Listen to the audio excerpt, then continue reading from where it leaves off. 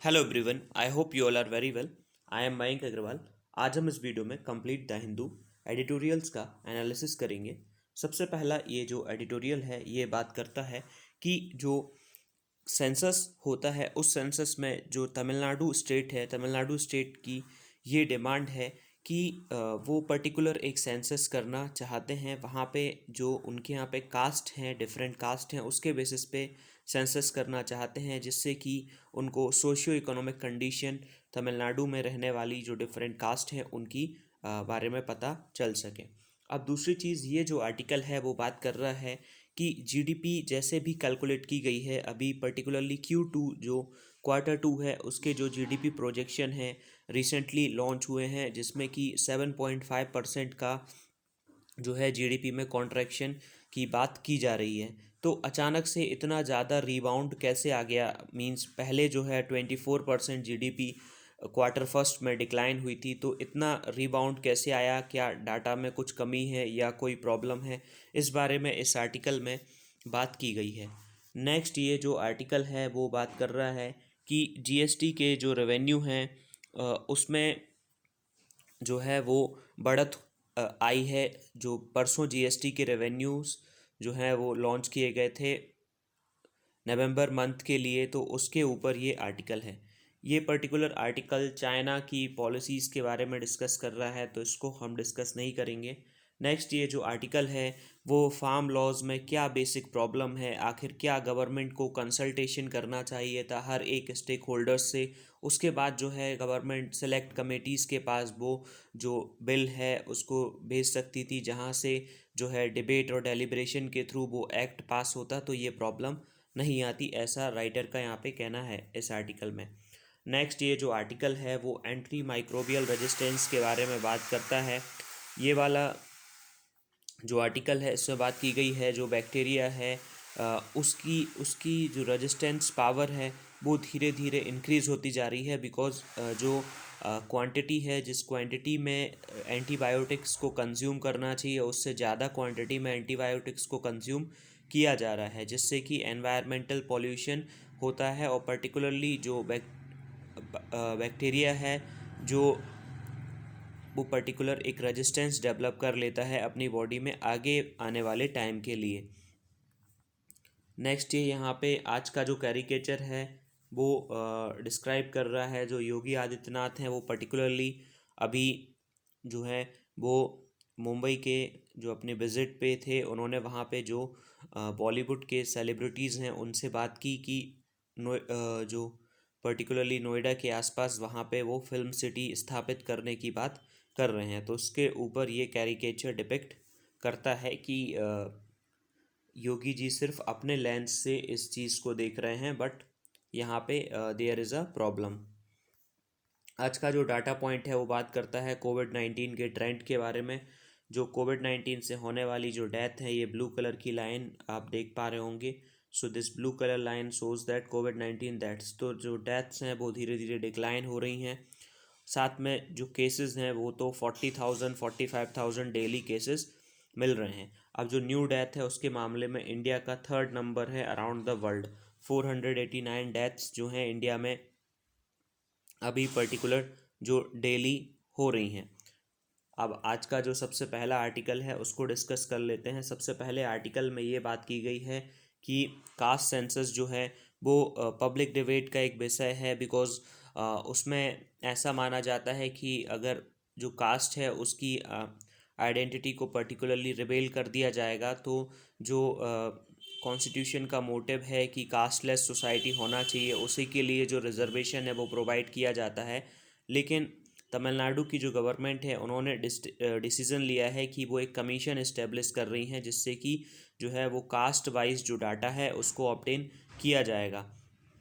अब यहाँ पे ये जो है वो एक तरह से पॉलिटिकल इशू है, क्योंकि वहाँ की जो पटाली मक्कल काची वो डिमांड कर रहे हैं exclusive reservation in education and government jobs for the Vanniyar community. वहाँ की जो वेनियार कम्युनिटी है उनको जो है एक्सक्लूसिव रिजर्वेशन चाहिए है एजुकेशन और गवर्नमेंट जॉब्स में 20%। तो वो जो है वहाँ की मेन जो रूलिंग पार्टी है उसका मेन इलेक्टोरल बेस है। तो अगर वो ऐसी डिमांड कर रहे हैं तो गवर्नमेंट ने एक मॉडरेट मूव लेते हुए वहाँ पे एक जो है वो कमीशन इस्टेब्लिश किया। वो कमीशन ये देखेगा कि आखिर कितना नंबर है और उनकी सोशो इकोनॉमिक कंडीशन क्या है। अब सुप्रीम कोर्ट ने भी स्टेट्स को ये बात पूछी है कि वो ये बात जस्टिफाई करें कि जो रिजर्वेशन प्रोवाइड किया जा रहा है उस रिजर्वेशन से आखिर क्या हल निकला, कितने लोग जो हैं सोशियो इकोनॉमिक रूप से जो है आगे उठ के आए हैं। अब तमिलनाडु में रिजर्वेशन जो है वो बहुत ज़्यादा है, 69% जो रिजर्वेशन है वर्टिकल और हॉरिजॉन्टल जो है वो टोटल मिला के इतना है। अब दूसरी चीज़, ऑल ओवर इंडिया में भी टाइम टू टाइम जो है वो एजिटेशंस होते रहते हैं। जैसे जाट्स हैं जो है हरियाणा में जो स्टे करते रहते हैं, गुर्जर्स हैं राजस्थान में करते रहते हैं, और पाटीदार जो हैं वो पर्टिकुलरली गुजरात में रिजर्वेशन की डिमांड करते हैं, और जो बेनियार हैं वो तमिलनाडु में रिजर्वेशन की डिमांड कर रहे हैं। अब जो बेनियार्स हैं उन्होंने सबसे ज़्यादा जो मोस्ट वायलेंट एजिटेशन किया था 1987 से 1988 में, जिससे कि मोस्ट बैकवर्ड कैटेगरी एंटाइटल्ड हुई थी रिजर्वेशन के लिए, जिनको 20% रिजर्वेशन दिया गया था।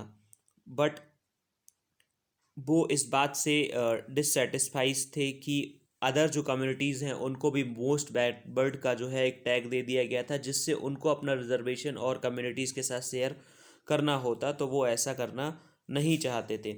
अब यहाँ पे ये बहुत बड़ा एक चैलेंज है कि गवर्नमेंट कैसे इस बात को प्रूव करेगी कि कौन कितना इकोनॉमिकल जो है सोशल और एजुकेशनल बैकवर्ड है। तो सेंट्रल गवर्नमेंट ने जो सेंसस होती है हर 10 ईयर्स में, उसमें कास्ट वाइज जो डाटा है वो 1931 से कलेक्ट नहीं किया, बट एससीज और एसटीज़ का नंबर बस गवर्नमेंट कलेक्ट करती है। उसके अलावा जो कास्ट होती है पर्टिकुलरली उस कास्ट के बारे में गवर्नमेंट कोई डाटा इकट्ठा नहीं करती। तो सेंट्रल गवर्नमेंट ने 2011 में जो सोशियो इकोनॉमिक कास्ट सेंसस किया था उसमें जो है वो वहाँ से तमिलनाडु गवर्नमेंट जो है वो कास्ट वाइज डाटा ले सकती है और लेवल ऑफ डिप्रिवेशन जो है वो पता लगा सकती है। बट ये जो है वो पॉलिटिकली और इलेक्टोरल सेंसिटिव इशू है। मतलब अगर government caste wise data release कर देती है तो जो पर्टिकुलर वल्नरेबल कास्ट हैं उनको जो है उनको लुभाने के लिए फिर कोई भी आगे नहीं आएगा जो पार्टीज़ हैं। तो इस वजह से कास्ट वाइज जो सेंसस है वो तो गवर्नमेंट जो है रिलीज़ नहीं करती है, लेकिन स्टेट गवर्नमेंट ये वाला जो डाटा है वो ले सकते हैं। तमिलनाडु जो गवर्नमेंट है वो ये डाटा ले सकते हैं जिसको यूज़ किया जा सकता है। और ये नेक्स्ट आर्टिकल है ये बात कर रहा है कि जो जीएसटी कलेक्शन है वो 1 लाख करोड़ से भी ज़्यादा हुआ सेकेंड मंथ में इन अ रो इन नवंबर। मींस अक्टूबर में जो है वो जीएसटी कलेक्शन 1 लाख करोड़ से ज़्यादा था एंड नवंबर में भी 1 लाख करोड़ से ज़्यादा था। तो इससे पता चल रहा है कि इनडायरेक्ट टैक्स कलेक्शन जो है वो लॉकडाउन के बाद से, लॉकडाउन को जब ओवर किया गया, अनलॉक की प्रक्रिया जारी थी, तो उसके बाद से जो रेवेन्यू कलेक्शन है वो बढ़ रहा है। तो इससे ऐसा एक साइन मिल रहा है कि इकोनॉमी जो है वो एक इनकरेजिंग ट्रेंड में है। और दूसरी चीज़, जो जीडीपी के डाटा अभी रिलीज़ हुआ है, एक्सपेक्टेशन रिलीज़ हुई है Q2 की, उसमें भी 7.5% का बस कॉन्ट्रैक्शन है जीडीपी में। पिछले बार जो हुआ था फर्स्ट क्वार्टर में उसमें 24% का जो है कॉन्ट्रैक्शन था। तो इससे ये पता चलता है कि इकोनॉमी जो है वो रिवाइव हो रही है। तो अब अक्टूबर में अगर कलेक्शन बढ़ा है तो इसका मतलब है कि सितंबर में गवर्नमेंट ने जो मेजर्स लिए थे, क्योंकि जीएसटी को 1 महीने के बाद फाइल किया जाता है, फिर इसके बाद जो है पब्लिक ट्रांसपोर्ट की रिस्ट्रिक्शन गवर्नमेंट ने हटा दी थी बहुत सारे पार्ट्स में। अब यहाँ पे दूसरी चीज़ ये है कि नवंबर में जो जीएसटी है वो 200 करोड़ लोअर है अक्टूबर से। कि इससे पता चलता है कि जो सेकेंड क्वार्टर है उसका फर्स्ट मंथ थोड़ा ज़्यादा एक्टिव रहा। और दूसरी चीज़, जो परचेसिंग मैनेजर्स इंडेक्स है जो पर्टिकुलरली सर्विस सेक्टर के लिए अलग से और जो मैन्युफैक्चरिंग सेक्टर के लिए अलग से, वहाँ की जो डिफरेंट कंपनीज़ होती हैं उनके आउटपुट पे बेस्ड ये इंडेक्स होता है। अगर इसकी वैल्यू 50 से ज़्यादा होती है तो ये एक्सपेंशन को शो करता है, अगर 50 से कम होती है तो कॉन्ट्रैक्शन को शो करता है। जब पर्टिकुलर लॉकडाउन लगा था तो इसकी वैल्यू जो है वो 50 से बहुत नीचे 20-25 तक पहुंच गई थी, लेकिन हालांकि अब जो ये वैल्यू है वो काफ़ी अच्छे लेवल पे पहुंच चुकी है, जिससे कि 12 ईयर का हाई इसने जो है वो टच किया है। दीपावली जो है वो नवंबर में इस साल आई, जिसकी वजह से पब्लिक की जो स्पेंडिंग है वो बढ़ी, और बिकॉज ऑफ दैट जो टैक्स कलेक्शन है वो भी बहुत ज़्यादा एक्सपेंड हुआ। तो ये बात इस आर्टिकल में की जा रही है। अब ये जो नेक्स्ट आर्टिकल है वो बात करता है जीडीपी के बारे में, कि जो क्वार्टरली जीडीपी में जो डिक्लाइन है वो सिर्फ 7.5% हुआ है इस क्वार्टर में, जुलाई टू सितंबर वाले क्वार्टर में, बट लास्ट क्वार्टर में 24% का डिक्लाइन था। तो अचानक से इतनी शार्प जो इकोनॉमिक रिकवरी है वो कैसे आखिर गवर्नमेंट लाने में सफल रही। तो जो ट्रैकर है जीडीपी का वो करंट प्राइजेस पे 204 लाख करोड़ है। इंडिया की जीडीपी 204 लाख करोड़ है, जो कि 2.8 billion at an exchange rate of 73 rupees to dollar.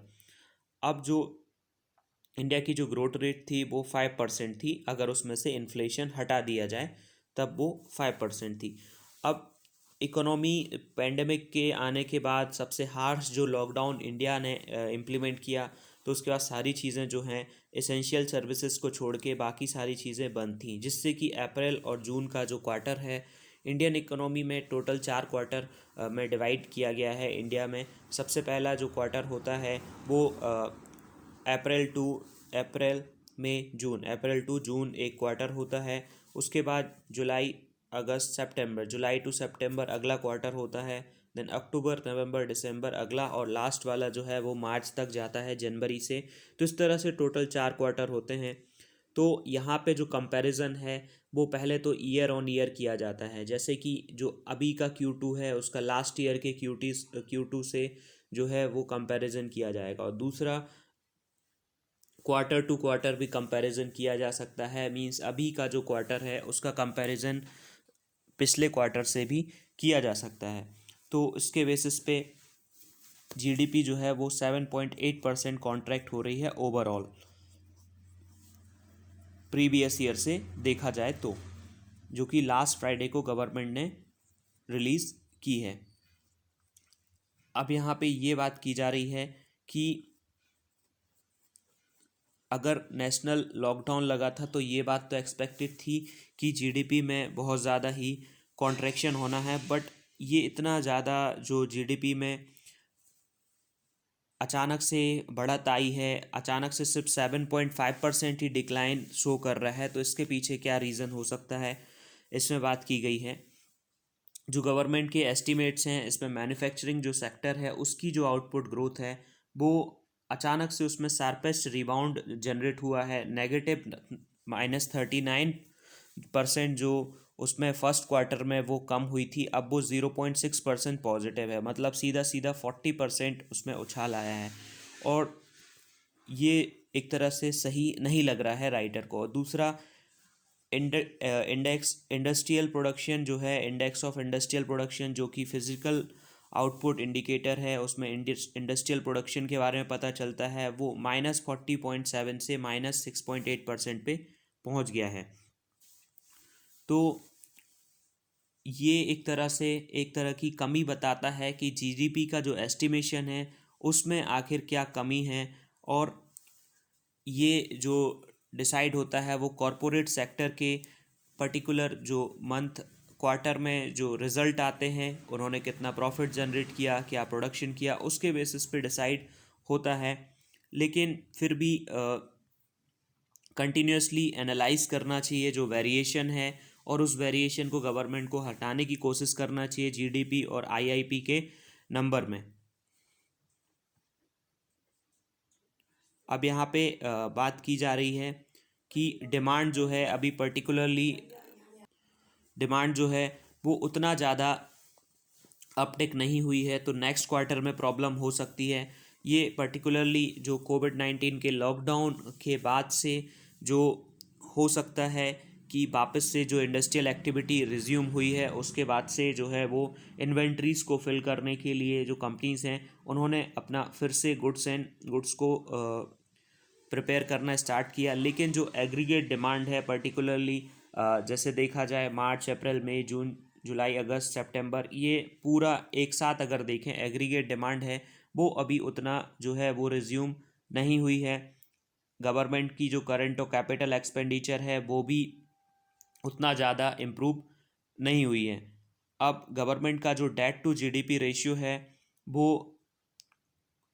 बढ़ चुका है, बिकॉज रेवेन्यू जो है वो एक तरह से कम आ रहे हैं, और बैंक का जो क्रेडिट ग्रोथ है, बैंक जो लोन देता है वो माइनस में चल रहा है। Q2 में लास्ट ईयर वो 8.8% था क्रेडिट ग्रोथ, मतलब जो बैंक पर्टिकुलरली जो कंपनीज हैं, इंडिविजुअल्स हैं, उनको जो लोन देता है उसमें बहुत ज़्यादा ही अभी कमी दिख रही है। और दूसरा sharp recovery output second quarter में हुआ है एक इंडिकेटर में, जो कि core sector 8 core sector industries हैं, जैसे कि कोल है, नेचुरल गैस है, क्रूड ऑयल है, रिफाइनरी प्रोडक्ट्स हैं, petrol, diesel, fertiliser, steel, cement, electricity, इसमें बढ़त जो देखी गई है, इससे पता चल रहा है कि इकोनॉमी रिवाइव हो रही है। दूसरा बैलेंस ऑफ पेमेंट जो है उसमें सरप्लस है, तो अगर बैलेंस ऑफ पेमेंट में सरप्लस है इसका मतलब है एक डेवलपिंग कंट्री के लिए कि वो इम्पोर्ट जो है वो कम कर रही है। मींस गवर्नमेंट के पास, रिजर्व बैंक के पास ज़्यादा डॉलर हैं खर्च करने के लिए, बट रिजर्व बैंक जो है उस डॉलर को खर्च नहीं कर रही है। और दूसरा जो FDI इन्फ्लोज़ हैं और FPI इन्फ्लोज़ हैं, अगर एक कंपनी में 10% जो है इन्वेस्टमेंट किया जाता है तो उसको बोला जाता है FPI, फॉरेन पोर्टफोलियो इन्वेस्टमेंट, और अगर उससे ज़्यादा इन्वेस्टमेंट किया जाता है तो उसको बोला जाता है FDI। तो अभी जो स्टॉक मार्केट है उसमें भी बहुत ज़्यादा हॉट मनी जो है वो एक तरह से आया है, बिकॉज इंडिया जो मार्केट है वो एक तरह से इमर्जिंग मार्केट है इंडिया का स्टॉक मार्केट। तो कंपनीज जो इंडिविजुअल्स हैं, FPIs हैं, वो ज़्यादा से ज़्यादा इन्वेस्ट कर रहे हैं, बट जब उनको इंडिया की कंडीशन ठीक नहीं लगेगी तो वो अचानक से मनी जो है वो अपना बाहर निकाल लेंगे, जिससे कंडीशन बिगड़ सकती है। नेक्स्ट आर्टिकल देख लेते हैं। ये जो आर्टिकल है इसमें बात की गई है कि जब GST जो लॉ इम्प्लीमेंट किया जा रहा था 2007 में, GST के बारे में ऐसा सोचा गया था कि एक सिंगल टैक्स जो है वो होना चाहिए, जिसमें कि सेंट्रल गवर्नमेंट जो एक्साइज ड्यूटी कलेक्ट करती है और स्टेट गवर्नमेंट जो सेल्स टैक्स कलेक्ट करती है, उसको ख़त्म करके एक यूनिफाइड टैक्स जो है वो होना चाहिए। तो उसमें गवर्नमेंट ने 2007 में उसके बारे में जो है वो क्लियर थॉट लेड एक आइडिया प्रपोज किया था, लेकिन उसके बाद जो है 2015 में वो बिल इंट्रोड्यूस हो पाया। तो इतना ज़्यादा उसमें डेलिब्रेशन आखिर क्यों हुआ?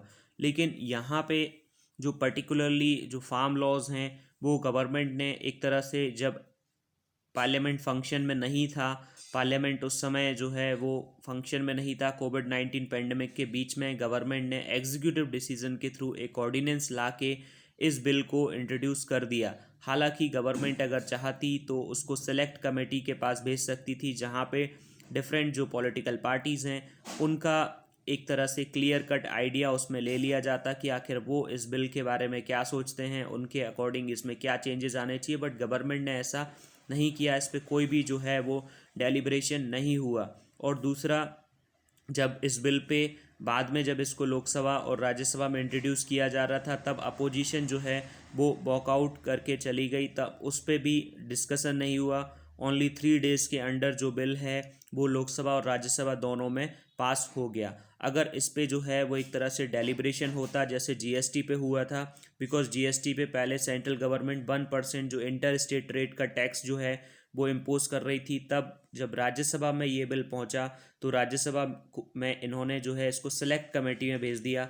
जब सेलेक्ट कमेटी में गया तो वहाँ से उन्होंने इंट्रोड्यूस किया कि जो 1% टैक्स है वो गवर्नमेंट को इम्पोज नहीं करना चाहिए, बिकॉज ये एक तरह से यूनिफाइड मार्केट की तरह नहीं बनाएगा इंडिया को। तो इसकी वजह से गवर्नमेंट ने 1% जो टैक्स है उसको ऑल टुगेदर हटा दिया।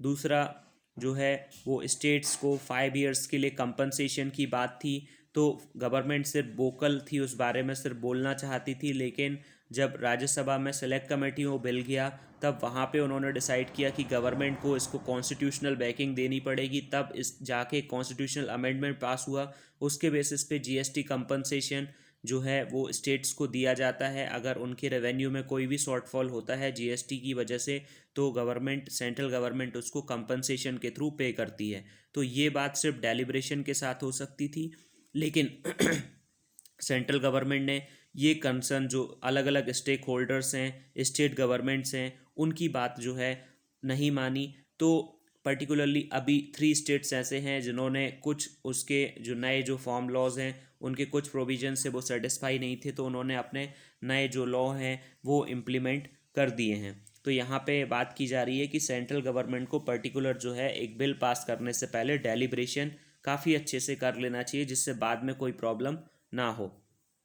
अब ये जो नेक्स्ट आर्टिकल है वो बात कर रहा है हेल्थ क्राइसिस के बारे में। जो एंट्री माइक्रोबियल रेजिस्टेंस है वो एक तरह से आने वाला एक पैंडेमिक है जिससे हमें प्रिपेयर होना चाहिए, क्योंकि जो एंटी माइक्रोबियल रेजिस्टेंस है वो धीरे धीरे इंक्रीज़ होता जा रहा है, क्योंकि 35% ऑफ जो भी कॉमन ह्यूमन इन्फेक्शन है वो एक तरह से अवेलेबल मेडिसिन के लिए रेजिस्टेंट हो चुके हैं। मतलब जो भी अवेलेबल मेडिसिन है वो उन रेजिस्टेंस के ऊपर, मेडिसिन जो है वो उन बैक्टीरिया के ऊपर कोई भी तरह से काम नहीं करती। अबाउट जो 7 लाख पीपल हैं वो एवरी ईयर डाई हो जाते हैं, बिकॉज उनके लिए जो अवेलेबल बैक्टीरिया के लिए जो एंटीबायोटिक है वो उस बैक्टीरिया पे पर्टिकुलरली काम नहीं कर रही है। तो इंडिया जो है वो 2005 से 2030 के बीच में जो है वो उसमें डबल होने वाला है। इंडिया में जो एंटीबायोटिक है उसका कंजम्पशन। दूसरा, इंडिया जो है वो लार्जेस्ट कंज्यूमर है एंटीबायोटिक्स का पूरे वर्ल्ड में। अब एक स्टडी जो है वो लैंसेट अपनी स्टडी लॉन्च करता है। उन्होंने बताया कि 58,000 जो है वो न्यू बॉर्न चिल्ड्रन जो है वो सेप्सिस जो डिसीज़ है उसकी वजह से डाई हो गए, बिकॉज सेप्सिस डिसीज़ को नेगेट करने के लिए जो एंटीबायोटिक है वो उतना ज़्यादा इफेक्टिव अब नहीं रह गई है। अब यहाँ पे एक तरह से वो जो माइक्रोब हैं उन्होंने एक नेचुरल डिफेंस जनरेट कर लिया है। दूसरा, जो माइक्रोब हैं वो पर्टिकुलरली मेटाबॉलिक प्रोसेस से बच के जो फीसेस हैं या जो ड्रेनेज है उसमें चले जाते हैं। और दूसरा, जो एंटीबायोटिक है वो भी मेटाबॉलिक प्रोसेस को पार करके जो है वो सीधा ही जो है वेस्ट वाटर में चला जाता है, जहाँ से जो बैक्टीरिया है वो पर्टिकुलर एंटीबायोटिक के अगेंस्ट जो है वो रेजिस्टेंस डेवलप कर लेता है। तो आने वाले टाइम में अगर वो बैक्टीरिया आता है तो उससे जो है वो प्रॉब्लम हो सकती है। अब यहाँ पे इंडिया की बात की जाए तो स्वेज वाटर को ट्रीट करने की इंडिया की सिर्फ 37% ही कैपेसिटी है। मतलब अगर 100 लीटर स्वेज जनरेट होता है तो इंडिया में सिर्फ 37 लीटर ही स्वेज जो नाली का पानी है उसको ट्रीटमेंट दिया जाता है। बाकी 63% जो है वो ऐसे ही जो है वो वाटर बॉडीज़ में मिला दिया जाता है। तो इससे पता चलता है कि सबसे ज़्यादा जो एंटीबायोटिक्स हैं उनका कॉन्सेंट्रेशन वाटर में पाया जाता है। अब यहाँ पे बात की जा रही है कि वाटर सप्लाई, सैनिटेशन, हाइजीन, अगर ये एक तरह से एक साथ कांटेक्ट में आ जाते हैं तभी एंटी माइक्रोबियल जो रेजिस्टेंस है उससे फाइट किया जा सकता है। अब यहाँ पे यूएन के इनिशिएटिव की बात की जा रही है। जो यूनाइटेड नेशन एनवायरमेंटल प्रोग्राम है उन्होंने एंटी माइक्रोबियल रेजिस्टेंस को एक 6 में से एक तरह का एक इशू माना है जो कि एनवायरमेंटल कंसर्न है। अपनी 2017 की रिपोर्ट में उन्होंने जो है वो एनवायरमेंटल पॉल्यूशन को एक तरह से मेन कॉज माना है एएमआर को बढ़ाने के लिए। अब यूएन जो है वो वर्क कर रहा है one health AMR global action plan के ऊपर, जिससे कि ह्यूमन, एनिमल, प्लांट हेल्थ और फूड एंड एनवायरमेंटल सेक्टर्स जो हैं इनसे जो एएमआर बढ़ता है उस पर बात की जा सकती है। इंडिया की जो ministry of forest and climate change है और साथ में जो ministry of health and family welfare है वो भी कोलैबोरेशन कर रही हैं डब्ल्यूएचओ और यूएनईपी के साथ इस पर्टिकुलर इशू से फाइट करने के लिए। Thank you very much.